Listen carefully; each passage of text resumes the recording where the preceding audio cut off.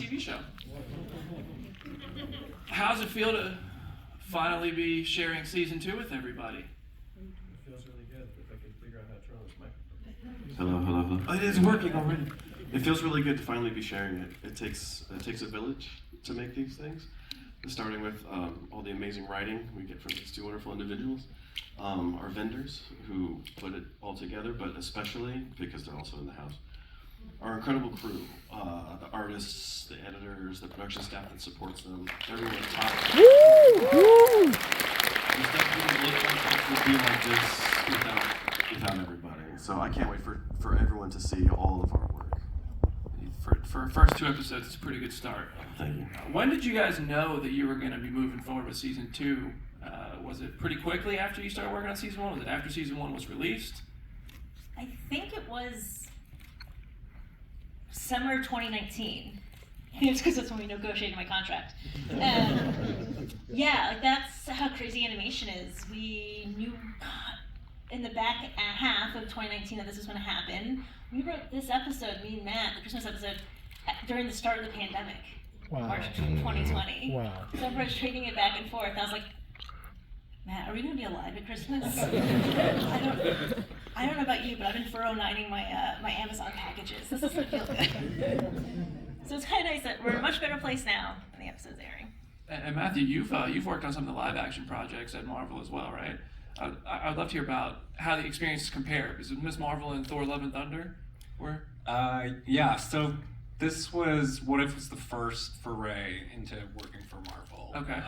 And I think it's sort of the best possible place to start, because I think the great thing about this show is that it's creatively, it's as close as you can get to kind of reconnecting with that sense of play that I think we all fell in love with Marvel as kids. Like, it's working on the show, it's kind of like we've all got our action figures out and are dumping them on the carpet and mixing and matching, and so it's been a great place where you get to work on all the different characters, all the different tones, or whatever. And so creatively, you know, I worked on Ms. Marvel with Ashley, and the experience was sort of kind of the same. The animation versus live action, it's all kind of the same deal.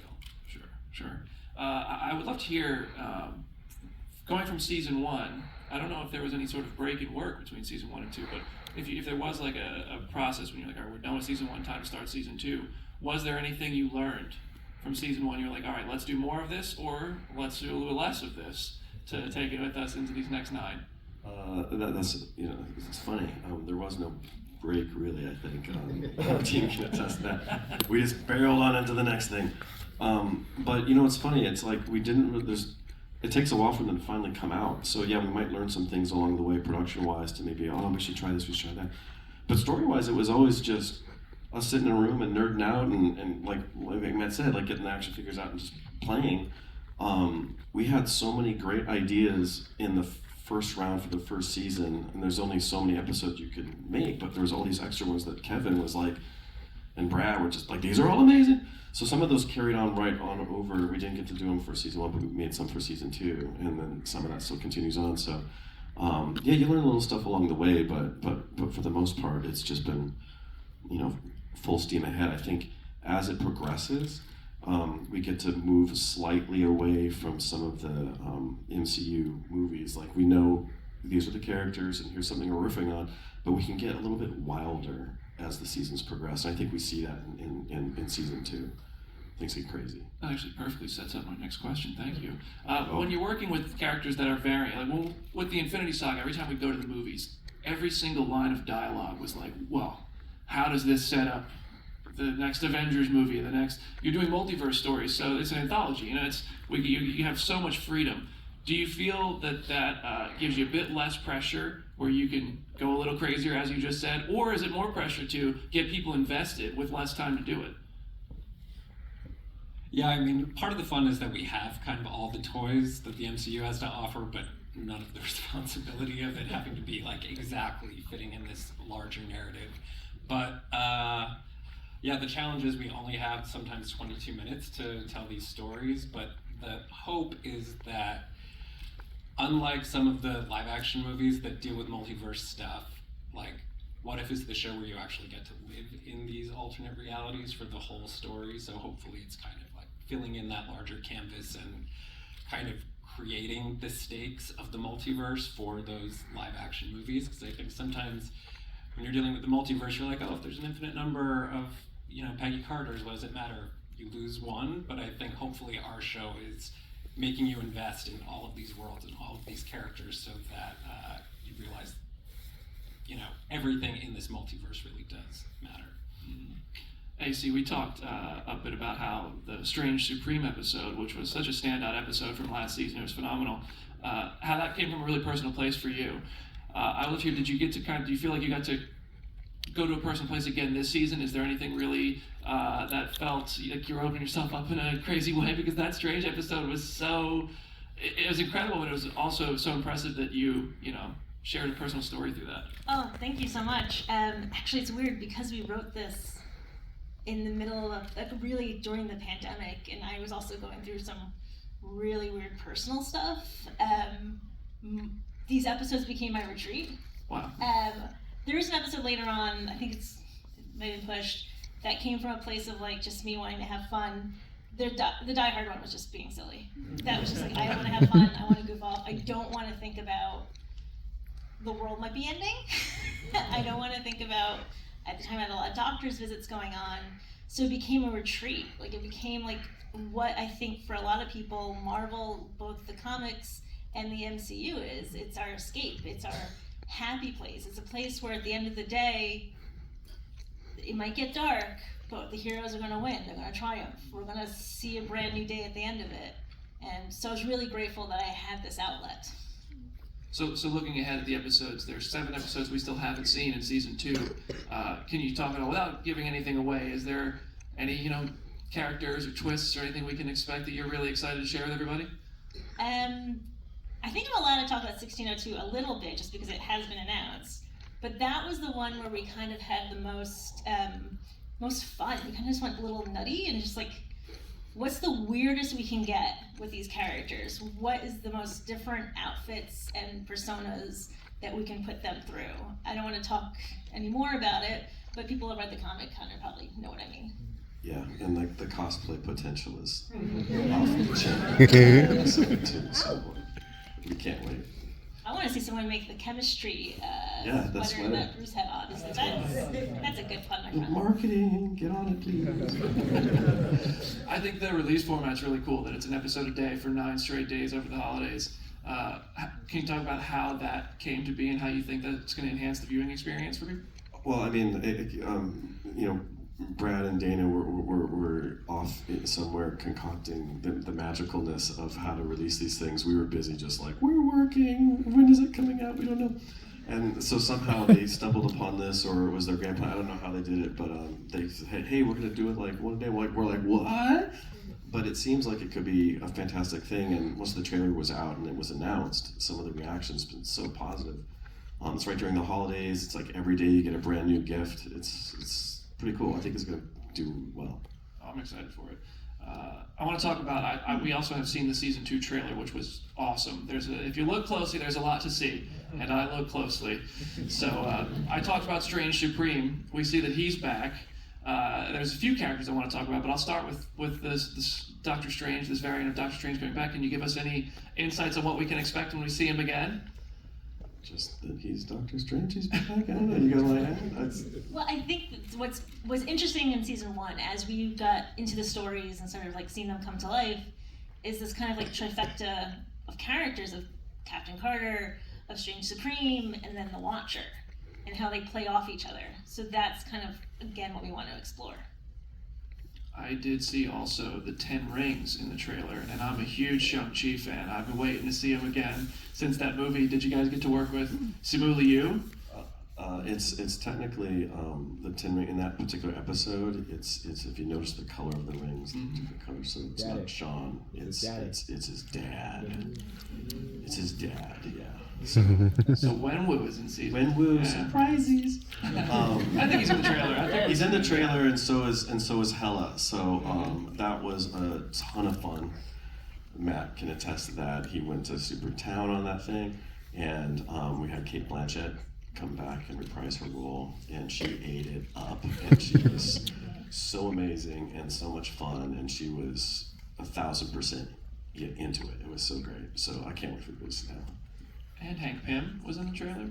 Yeah. Is that Michael Douglas coming back? It is Michael Yes. Douglas. How cool is that? It's super cool. He's been with us every time. I don't know, but it's Brad. I don't know how he can make it happen. It's like he did those Ant-Man movies, and he's just like, "Hey, Michael Douglas, you want to come play?" He's just like, "Sure, kid, sure." That's not really how it happens. I'm paraphrasing, but you know, it's cool. You can imagine it that way. It's like him. If I closed my eyes, it was like he was talking. Yes, but he's just like, he is like such a pro though. He just comes in, he's just like, "Yep, what are we doing?" And like, here it is, and he just gives it. And he's such a magician. It's amazing. It's like 3 takes, boom, boom, boom. Each one is like uniquely different, but all on point for what you need, character-wise, emotion, story, and you're like, each one is great. So thank you. We can move on. It's great. He's a joy to work with. That's awesome. I know it's a bit of a tap dance to talk about these characters and what they're going to be doing. I have one more question about the characters, the variants, some of the returning characters, and a new character that has been announced. I would love to give you guys an opportunity to talk about that in any way you want to. But I just love to hear, returning characters from season 1. We've just talked about some new ones. We talked about Doctor Strange returning. Is there anything you can say about faces from season 1 of What If that are carrying into this? Even though it is a bit of an anthology series, there is still a through line. We mentioned Captain Carter. Captain Carter. Seeing Captain Carter in the trailer, and Yeah. kind of like you said, I think the Watcher and her fate has kind of made both of them sort of lone warriors, and I think part of the fun of watching their journey throughout the show is they're kind of mirrors for one another, and I think the Watcher is going to reckon with some of the choices that he made in season 1, kind of through how he engages and watches Captain Carter navigate her life in these episodes, which is cool. Yeah, and there was an episode at the end of season 1 where we left on a little bit of a cliffhanger, and in this season we pick up at a certain point where that left off. So in essence, one can think it's like Black Widow was in that episode, so therefore she kind of makes a reappearance. All right. Can you talk about the new character you guys created? Oh, Yeah. now I know what you're getting. Glory. Oh, she's amazing. A special shout out to Ryan Little, who wrote that episode, Indeed. and also to the entire Mohawk community, who really kind of backed us up. I remember our first Zooms about the, again, pandemic. It was like April 2020, and it was really funny. We got Disney Diversity on the phone, and we told them the episode, and they went, "We're going to call it Smithsonian." And I was like, "Is it like the Bat Phone? Are we allowed to do that?" They're like, "Yeah, we're going to get the Smithsonian. They have the Rolodex. They have the Museum of the Native American. They have the Rolodex. Let's get them involved." And so from day 1, we were talking to people. We brought them in for everything from design, story, costuming, music. It was really a collaborative effort, and we were so lucky to get all the help. It was really kind of amazing and beautiful, and I'm very, very proud that we were able to pull that episode off. It's pretty incredible. It was one of the early ideas I think we had, because what bigger what if is there than, like, what if colonialization didn't happen?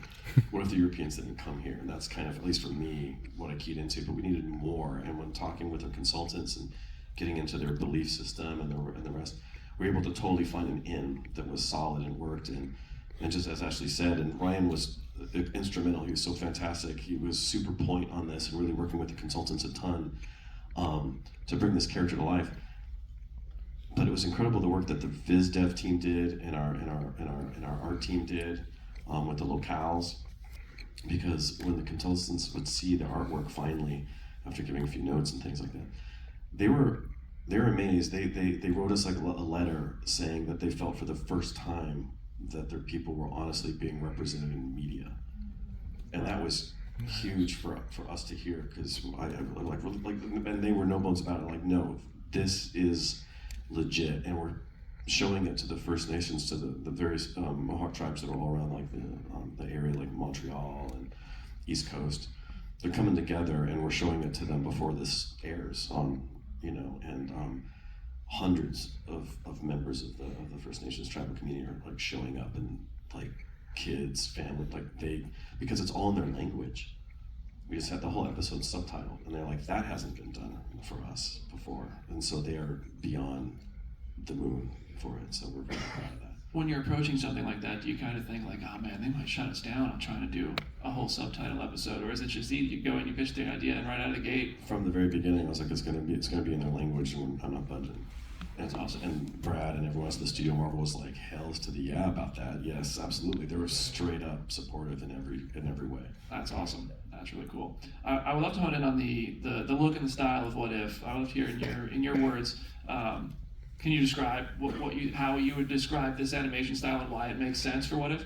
For me, it came from I'm always been a fan of American illustrative art, and we leaned into J.C. Leyendecker, who is illustrator for the Saturday Evening Post. Norman Rockwell worshipped him and eventually took over. But the only reason why we have Norman Rockwell is because we have J.C. Leyendecker, and I felt that look was just, it's so epic, it's so idolized, it's so idealized. And Ryan Meinerding, the viz dev, guru of Marvel, he also worships at the altar of J.C. Leyendecker. And so when he heard that, he's just like, I'm so in. And we felt that it really serviced itself for animation. And we didn't want to go with, I love anime, but we didn't want it to look necessarily like anime. We want it to be, our own thing or something from this region that we live in. So we pulled from that, and we changed little things subtly to make sure that it's producible. And we were able to pull it off, thankfully, and I think people respond pretty well to it. But it's exciting for us to see it move, It's really working out well. Yeah, it looks great. Matthew, AC, I'm going to come down to you guys for this one. I would love to just get a peek inside what a typical day in the writer's room on What If looks like. How do you brainstorm? How do you come up with ideas? Where do these what ifs start? Our writer's room? Us and Ryan. It's not a... Yeah, it's a really, It was, before pandemic was Pokeball Wednesdays. Just these great Pokeballs. That's where the magic happens. Yeah. Naturally. Pandemic was daily check-ins at noon to make sure we're all still alive and our pets were alive, because we should show each other our pets. And then after we wrapped the writing on this, I got thrown to Atlanta for Ms. Marvel, and I called Matt the second week being like, you're coming too. I'm not gonna do this by myself. So then we were that was our last time really in a room together writing, was that? Yeah, a while ago. How these start, I guess they all start in different ways. I think part of the fun of season 2 is we had done a lot of the low-hanging fruit, what ifs from the movie in season 1. So we a lot of times would just start with what movies do we like and what genres do we like? And we were like, oh, we love film noir, we love Blade Runner, we want to try to do what would a film noir in the MCU look like? And we would work back from there. I think the Nebula episode you just saw, another great thing about working on a long-running series, television, or films like the MCU is your collaboration with the other storytellers and with the actors can inform where the what ifs come from, because I think the inspiration for the Nebula episode began with Karen Gillan's recording session in season 1, because she was one of the first, if not the first, actors we recorded for the She's show. Awesome. And she just came so game and so alive and so collaborative, and I think from that moment we're like, oh, in season 2 we really have to do something for her where she is center stage. So it come from Totally. And shout out to Stefan Frank, who was our animation supervisor in season 1, and he was some of the episodes. That's it. I was like, dude, this is Blade Runner. I'm super busy. You gotta take point on this thing a little bit. And he was just like, oh yeah. Again, that's not how he talks. I'm just paraphrasing. I would love to talk about these episodes. You just answered my first 3 questions about episode 1 there. So let me just... very efficient. Jude Law came back, which is cool. I think that's pretty sweet. Jan Rog is back. Can you talk about working with Jude Law and bringing back that character from Captain Marvel? He was incredible. All the guys in Garth and Saul, it's like everyone had such a blast. And Taika, Seth Green for Howard. Mm-hmm. It was funny. One of the early versions of the script, Howard was just a side character. I think he was like a reporter, paparazzi guy giving Nebula some trouble. But then I felt like, he was so fun in season 1. It's just like Karen. It's we gotta have him do more. So we retooled the character a little bit. Gosh dang, he did such a good job. So they all had a blast. They loved coming back. playing those characters, and I think they loved getting into it slightly differently. Like oh, this is the noir version. It's not Guardians, you know, it's something else, and yeah, they're great. They just love to play. It's so refreshing. One of my favorite things about What If is we do see a lot of character pairings that we didn't get to see in the live action stories. AC, I'd love to hear from you. I mean, Corrigan Howard is a great pair, but just in general, are there any pairings in What If that you've particularly had a good time with? Oh, I actually loved in the Christmas episode, Happy and Darcy. I kind of infamously do the Darcy scratch. So in animation, we do storyboards and then we animate them, and the voices are usually actor friends of ours or people in the office. And so first season, I got drunk with the editors and I did Darcy. I can't act, guys. I can only act when I'm wasted. And I can only do Darcy because she's just me slightly drunk. So second season, we knew we wanted to do a Darcy episode, and so we had that in our back pocket. And then Jon Favreau, I'm allowed to tell the story. First of all, he's amazing. He's one of the absolute nicest human beings and most talented human beings, and it's not fair that he's both. And so when he came in to do season 1, he kind of jokingly made a deal. He's like, I'll do season 1, but season 2 I get to headline, and I want to do the Freak. And that was the first time me and Matt had heard of the Freak. We're like, oh no, what are we agreeing to? And then as we were talking about the episode, we were like, let's make it an ode to Mr. Favreau. And we started looking at his amazing movies, and we even have like a little mention of the Chef Show in there, the Kobe tacos. Oh, funny. And we're looking at Elf. Oh, no, we can't do Elf. Let's do Die Hard, which is my favorite movie from childhood. I absolutely memorized it, I think, by the time I hit 10 years old. So then it was like, okay, let's get Darcy in there. So the way the scratch was recorded was, again, during the pandemic, me in my closet with homemade Manhattan, doing the scratch into my iPhone, and then Jon Favreau's scratch is done by Ryan Little, one of the other writers, so then he was in his closet recording it, and we'd send them to the editors, and then we get text messages being like, we need this line clear, we need this joke punched up. And so it was this really weird way to make a TV show, but it was a little bit of magic between Favreau, Kat Dennings being so game to come back, and then just the writers goofing off and loving everything. What's amazing is AC sells herself a little short. She is so good at doing the Darcy scratch that when Kat was actually recording the dialogue, it was incredible because she was precognition, she did the reads in ways that Kat eventually landed on, and then some of those were the ones that we kept just like, it's just like AC. It's amazing. It's really is similar. It's incredible. We could have just got a few more hot totties in here and recorded a new I episode. know. Just one more, episode 10. Another thing I find impressive about this show is these are variant versions of the characters, but they feel, not just because many of the same actors are voicing them, but the writing makes them feel so consistent with their live action counterparts that we've spent so much time with. What is the trick to really nailing the tone, the personality, the traits that we fall in love with these characters over in the movies and shows? I mean, I can't speak for Matt, but for us, we came to this as fans. We came to this job, we had a shorthand. This is our second, third, fourth show together, I can't remember, but we would talk in terms of Marvel on our previous show. The character is like this, the moment is like this. And so when we came in already with a deep place of love, and then from there you just you watch the movies, you read the scripts, you read the comic books, and you're writing from a very fun place and from deep in the heart. We really lucked out with these two. They're so talented, and especially when you mentioned capturing the voice. So many of the voice actors have mentioned that when they see this stuff and they read this stuff, they're like, it's my character. Specifically, call out to Jeff Goldblum for the missing episode. We've got the Sakar episode, and Jeff Goldblum came in and he did it for real, and he was going through the script, and he was just like, this is great. This is me. This is so fantastic. Oh my God, so lovely. So kudos. It's we so lucked out because they nail it. You should be doing more scratch. I should be. What happened to the missing episode? The pandemic. Lost it behind the couch. The pandemic happened. It kind of was one of the casualties of the pandemic, and with the vendors and stuff, it was a little difficult for them to really get cooking on it.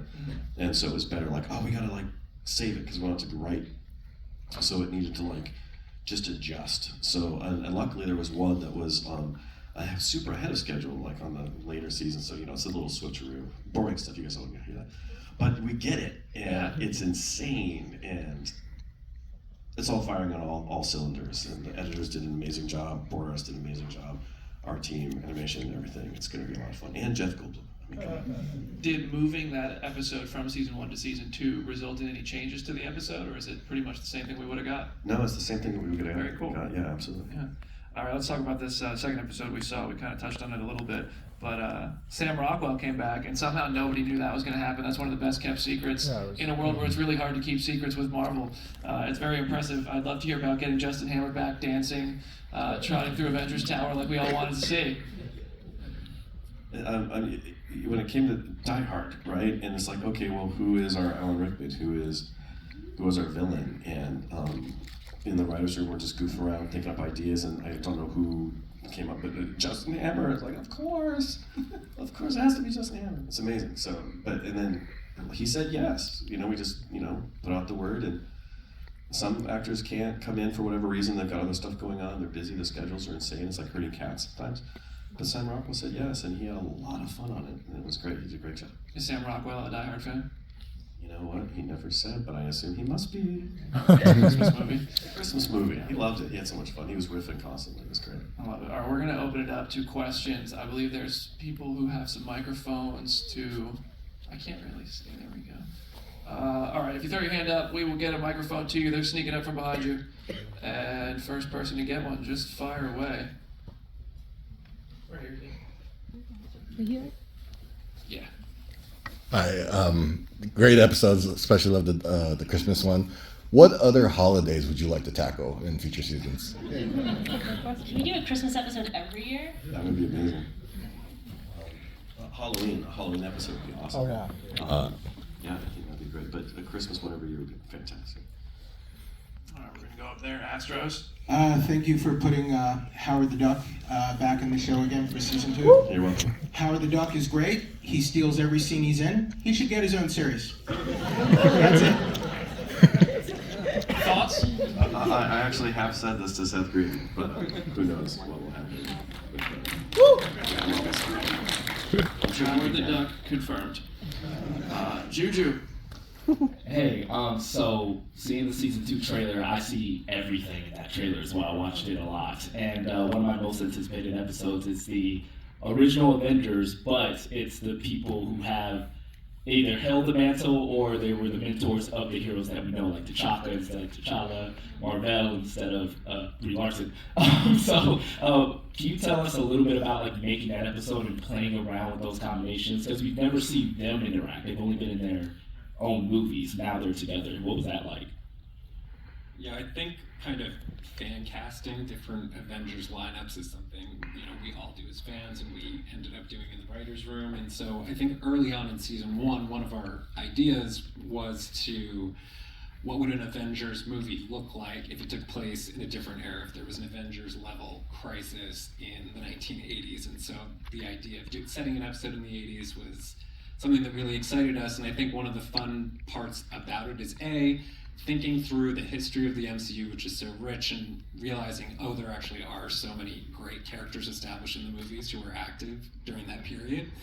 And then the fun of it was getting to craft a story kind of narratively and then aesthetically that sort of mirrored 80s action movies. And so it was sort of like, what would a Marvel Studios movie look like if it were made in the 80s? And the fact that we have Michael Douglas playing Hank Pym in the 80s, that era when he became so iconic, it was kind of a trip to get to write for a 1980s Michael Douglas movie. Yeah, and then in the trailer, it's not a spoiler. We show Ego, and we got Kurt Russell and to come back and be Ego, and so that was awesome too. We got so many of them back; it was incredible. You guys are just flexing. Damn.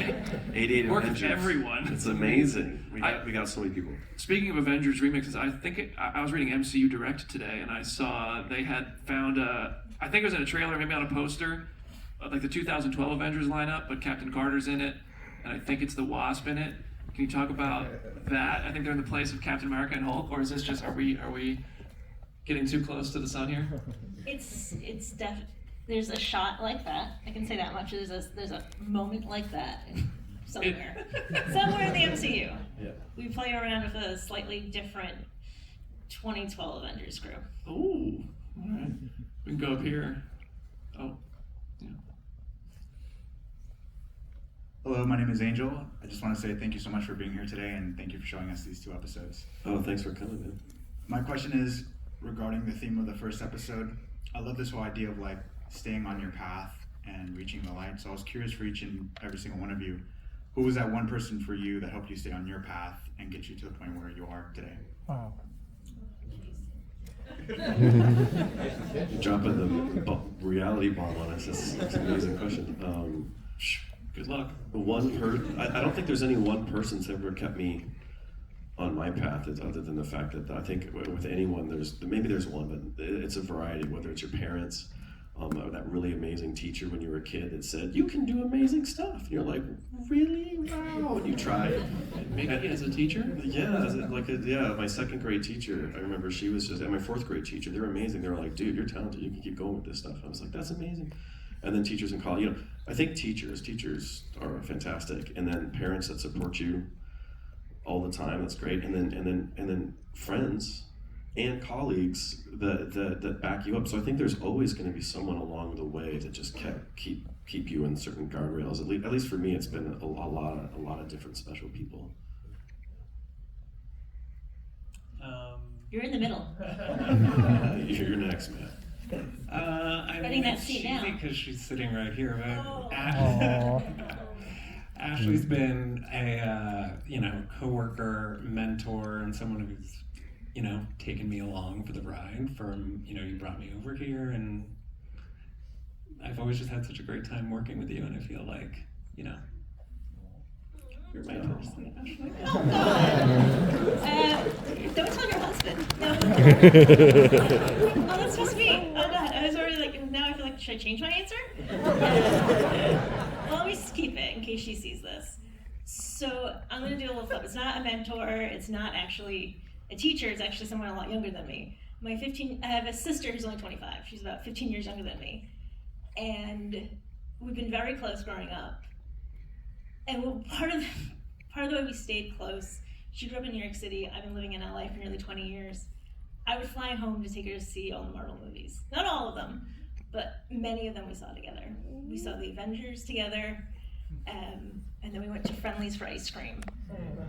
She was about, oh my God, she was more than 12 at the time. And it was the first time she ever told me about having a crush on someone at school. And I was like, I am so unprepared for this. And she now lives with me. She's lived with me the last 3 years. She's a PA, if anyone's hiring.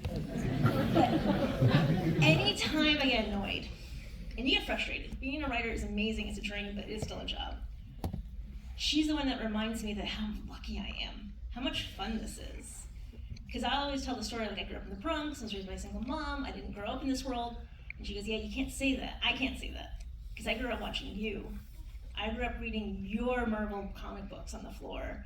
I got into, she's a huge DC fan. She's like, I got into this stuff because I watched you, and now I want to do it. So anytime I'm just like, there's a strike and the world is over, she's like, your name's on a poster. Your office is filled with toys. You don't get to complain.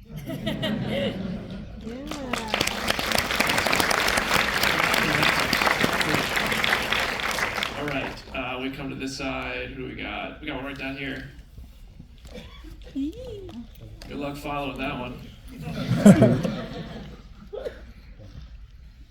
How did you guys come up with Happy's whole color?